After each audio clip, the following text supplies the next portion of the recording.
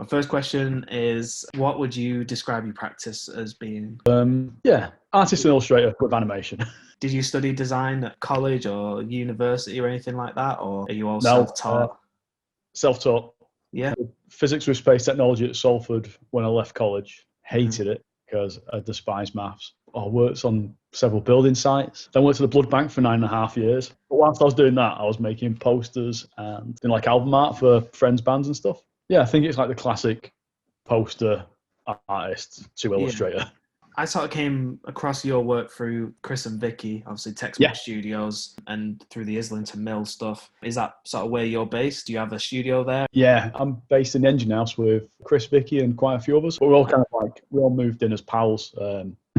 God, I think it's been like 4 or 5 years now. I Yeah, remember you used to make stuff out of cardboard and all sorts yeah, of yeah. stuff, didn't you? Yeah, Did you make a car, was it, or something ridiculously big out of a yeah. weird material? There was a canal boat. I've made a cardboard version of the mill. Several costumes, Yeah.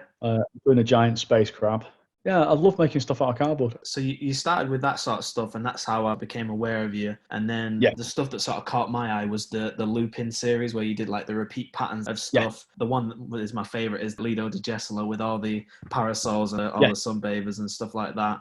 And then sort of recently you've started bringing some motion into that and yeah. bringing them to life a bit. Did you always want to add motion? Well, the patterns is where I'm aiming for my art practice to go. So it's almost like a test. But then I've kind of wound up doing animation jobs in the past. Again, like only like 3 years. It's like one of those funny things where, you get asked to do something for a client and then all of a Yeah. sudden it's like, I can't do it. What? How hard can it be? And then Yeah. obviously like a lot of stressful evenings, like, oh Yeah. bloody hell, like, where's the thing on Photoshop that lets me do that? I think I got to a point where I was like, with the patterns, I was enjoying the process, but then I was like, I could make them animated as well. It's a lot more complex and a lot more difficult, but Yeah.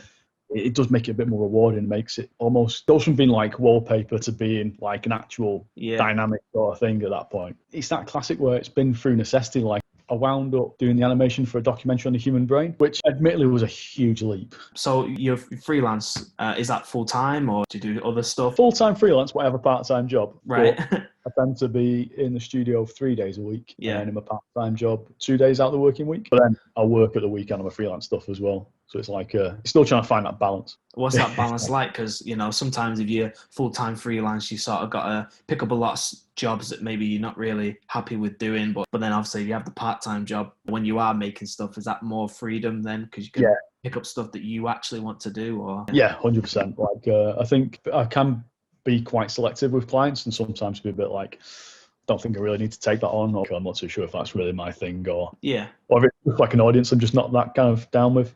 So you go through spells, you're like, oh, maybe I could jack in the part-time job. Yeah. And then it's like, you've got money now, Yeah.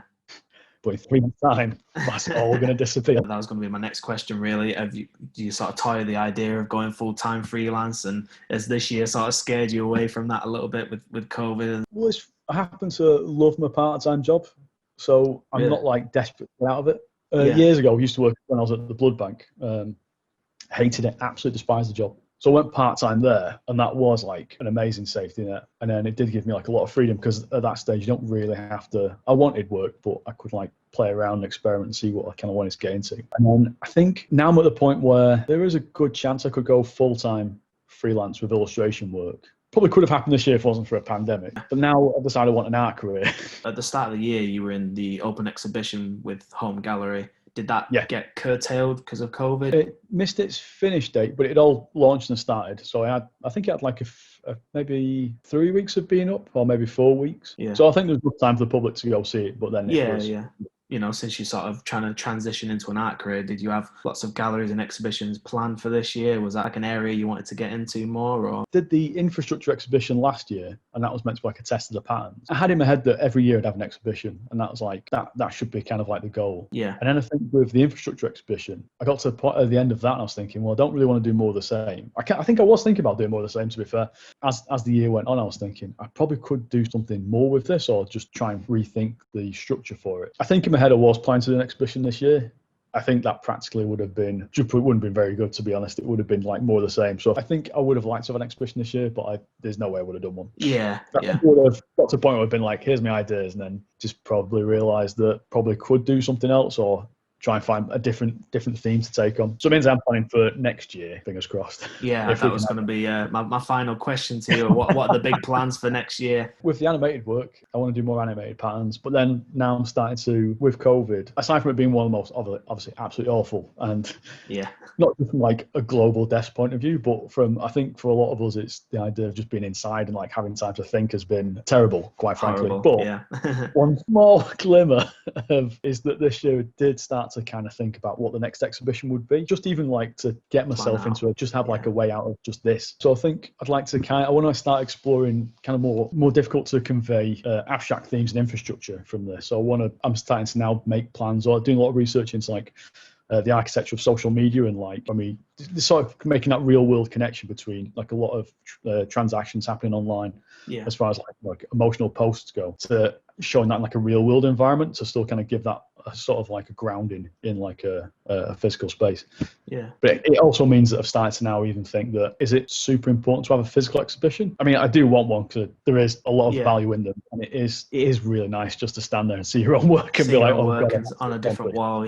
But then I also think that, again, with people being in isolation especially, but even going forward from this, there is an exclusivity to having exhibitions in a physical space now. It's almost like if you have an exhibition in London, not everyone can see it. If you have an exhibition in London, not everyone in the world can see it. So it's almost like it's starting to think that we live in such like a online world now anyway, that there's so many way to tackle that. I mean, I still think physical exhibitions are phenomenal, and I think they're very important, but it's also like maybe just make it sympathetic to an online exhibition. Like it'd be nice if you could see a piece up close through like an Oculus Rift device or something like that. I think that what it is, I play computer games, and I'm like, there's a blank wall in a game, and I can look all around it. Why can't I do that from my browser like every hour? So the technology is definitely there. It just feels that because it's such an emerging field, it's not like that high of value on virtual art at the moment. We don't see it as like legitimate space. But people never see video art as legitimate.